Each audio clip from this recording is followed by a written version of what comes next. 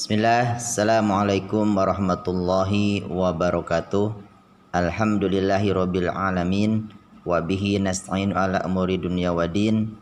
Wa ala alihi wa sahbihi wa man tabi'ahum bi ihsan ila yaumidin, amma ba'd. Bagaimana kabarnya anak-anakku yang soleh dan solehah? Mudah-mudahan kalian dan keluarga senantiasa berada dalam lindungan Allah Subhanahu wa ta'ala. Amin ya rabbal alamin. Baiklah anak-anakku yang soleh dan solehah, setelah di pertemuan pertama kemarin kita membahas tentang mengenal azan dan iqamah, di pertemuan yang kedua ini kita akan membahas tentang lafaz azan dan iqamah. Namun sebelum kita membahas ke materi yang lebih jauh, kita akan lihat tujuan pembelajaran di pelajaran yang kedua ini. Ya, jadi setelah kalian mempelajari lafaz azan dan iqamah, diharapkan kalian bisa melafalkan azan dan iqamah. Itu tujuan yang pertama. Kemudian yang kedua, hafal secara berurutan lafal azan dan iqamah. Ya, baiklah anak-anakku yang soleh dan solehah, setelah tadi kita melihat tujuan pembelajaran yang harus dicapai setelah kita mempelajari pelajaran yang kedua ini, sekarang kita masuk ke materi. Ya, di sini kita lihat ada tulisan lafal azan dan iqamah. Ya, sekarang saya akan bacakan. Ya, bunyinya Allahu Akbar, Allahu Akbar, Allahu Akbar, Allahu Akbar. Asyhadu an la ilaha illallah, asyhadu an la ilaha illallah. Asyhadu anna Muhammadar Rasulullah, asyhadu anna Muhammadar Rasulullah. Hayya 'alas shalah, hayya 'alas shalah. Hayya 'alal falah, hayya 'alal falah. Allahu Akbar, Allahu Akbar. La ilaha illallah. Kemudian di situ juga terlihat ada artinya atau terjemahnya. Ya, sekarang kita akan bacakan yang artinya Allah Maha Besar, Allah Maha Besar. Kemudian aku bersaksi tidak ada Tuhan yang berhak disembah dan diibadahi selain Allah. Kemudian aku bersaksi bahwa Nabi Muhammad itu utusan Allah. Marilah kita sholat, marilah menuju kemenangan. Allah Maha Besar, Allah Maha Besar. Tidak ada Tuhan yang berhak disembah dan diibadahi selain Allah. Ya, itulah artinya atau terjemahannya. Kemudian setelah kalian tadi melihat dan menyaksikan tulisan lafaz azan, di sini juga kita sama-sama lihat dan saksikan ada lafaz iqamah. Ya, Ustaz akan bacakan. Ya, yang bunyinya Allahu Akbar, Allahu Akbar. Asyhadu an la ilaha illallah, asyhadu anna Muhammadar Rasulullah. Hayya 'alas shalah, hayya 'alal falah. Qad qamatis shalah, qad qamatis shalah. Allahu Akbar, Allahu Akbar. La ilaha illallah. Adapun untuk artinya atau terjemahnya tidak jauh berbeda seperti lafal adzan tadi. Ya, mungkin hanya ada tambahan di sini setelah arti dari hayya 'alal falah atau marilah kita menuju kemenangan, di situ ada lafal qad qamatis shalah. Ya, yang artinya salat akan segera ditegakkan. Ya, untuk yang lainnya itu terjemahannya sama. Baiklah anak-anakku yang soleh dan solehah, untuk lebih jelasnya kita sama-sama saksikan dan dengarkan lantunan azan berikut ini. Selamat menyimak dan mendengarkan.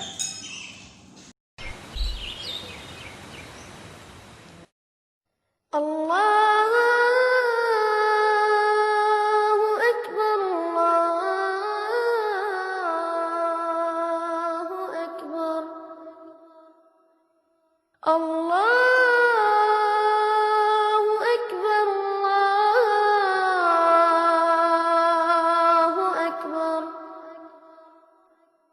أشهد أن لا إله إلا الله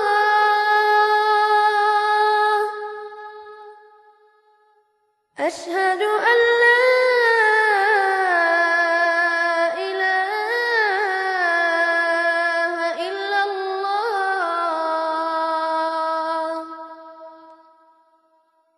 أشهد أن محمدا رسول الله أشهد أن محمدا رسول الله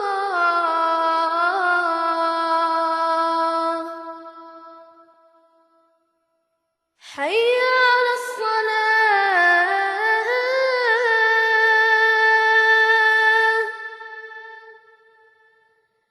حي على الصلاة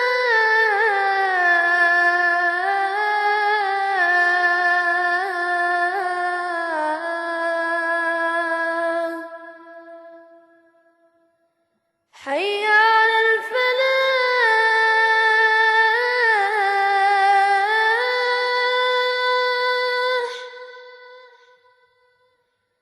حي على الفلاح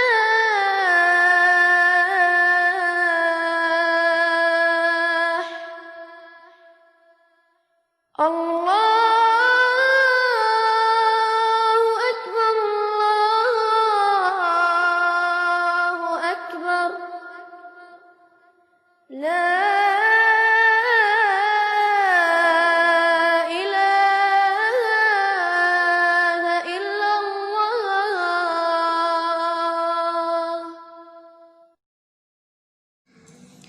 Baiklah anak-anakku yang soleh dan soleha, setelah tadi kalian menyimak dan memperhatikan lafal azan dan iqomah, kemudian mendengarkan lantunan azan yang begitu merdu, ya sekarang kita akan masuk ke materi selanjutnya. Perlu diketahui bahwasanya lafal azan dan iqomah itu tidak boleh ditambah dan dikurangi. Ya, karena sudah ditentukan oleh Rasulullah Shallallahu Alaihi Wasallam. Kemudian mungkin di antara kalian ada yang bertanya-tanya, apa sih perbedaan antara azan dan iqomah itu? Nah, sekarang kita akan lihat perbedaan antara azan dan iqomah. Ya, dari sisi definisi atau pengertiannya saja sudah berbeda. Ya, azan itu seruan untuk mengajak kaum muslimin mendirikan sholat. Sedangkan iqomah adalah seruan agar segera berdiri untuk sholat. Itu perbedaan yang pertama. Kemudian perbedaan yang kedua, kalau kalimat azan atau lafal azan itu diucapkannya dua kali, sedangkan lafal iqomah diucapkannya satu kali. Dan perbedaan yang ketiga adalah bahwasanya ada lafal yang hanya ada dalam lafal iqomah tetapi tidak diucapkan dalam lafaz azan, yaitu yang berbunyi qad qomatis sholah. Jadi tidak diucapkan di lafal azan. Ya, mungkin itu beberapa perbedaan antara azan dan iqomah. Baiklah anak-anakku yang soleh dan soleha, perlu diketahui bahwasanya azan dikumandangkan sesaat setelah masuk waktu sholat. Jadi kalau belum masuk waktu sholat, azan tidak boleh dikumandangkan.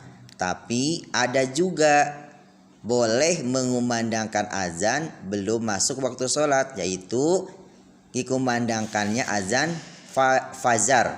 Ya, apa hikmahnya adanya azan awal fajar? Yaitu hikmah dikumandangkannya azan awal fajar adalah agar umat Islam bangun dan bersiap-siap untuk sholat subuh atau segera sahur pada saat akan berpuasa. Kemudian yang selanjutnya, bagaimana caranya agar kalian bisa menghafal lafal azan dan iqamah? Yaitu salah satu caranya adalah perhatikan bagaimana ustadz atau bapak guru ketika melafalkannya, lalu lafalkan setiap kalimatnya berulang-ulang dengan benar sampai lancar dan fasih.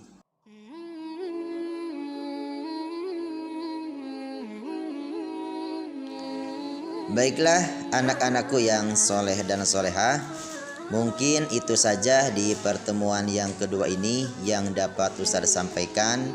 Kurang lebihnya mohon maaf, barangkali ada kekurangan, barangkali ada kehilafan, barangkali ada kata-kata yang kurang berkenan di hati anak-anakku sekalian.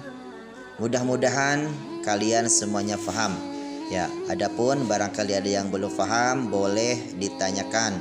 Ya, boleh ke ustadz, boleh ke abinya, boleh ke uminya, boleh ke ayahnya, boleh juga ke bundanya atau ke siapa saja yang dianggap kalian bisa menjelaskan materi yang kedua ini. Ya, baiklah, kita sama-sama tutup dengan doa kafaratul majlis. Subhanakallahumma wa bihamdika asyhadu alla ilaha illa anta astaghfiruka wa atubu ilaik. Wassalamualaikum warahmatullahi wabarakatuh.